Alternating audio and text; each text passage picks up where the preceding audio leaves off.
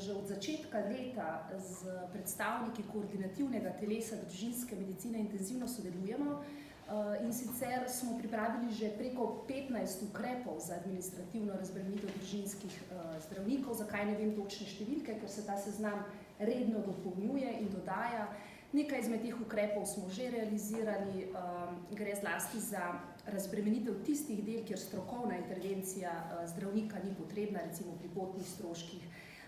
Nekaj smo se pogovorili glede odločanja o negi. Z današnjim predlogom spremembe pravil pa odpravljamo napotnice za kontrolne preglede.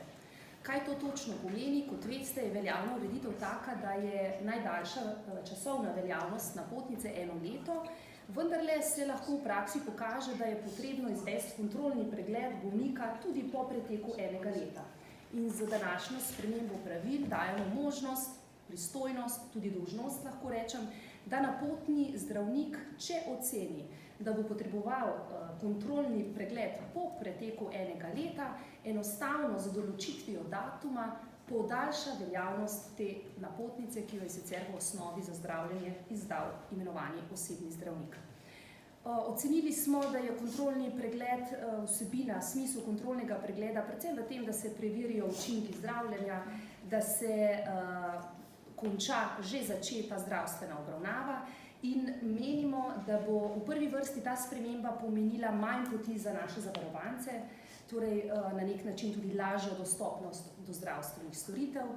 Za družinske zdravnike torej dvomno pomeni manj obiskov pri njih in v tem smislu za razbremenitev.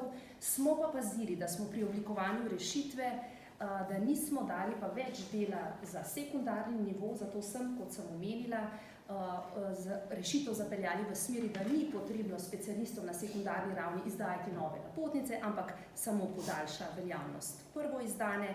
In predvsem mislim, da ne bo več zadreg s situacijami, ko zavarovana oseba pride na kontrolni pregled, pa nima veljavne napotnice. Naj povem, da smo to obdobje podaljšanja veljavnosti napotnice za kontrolne preglede predvideli za dodatne 2 leti, kar pomeni torej nekako 3-letno obravnavo bolnika.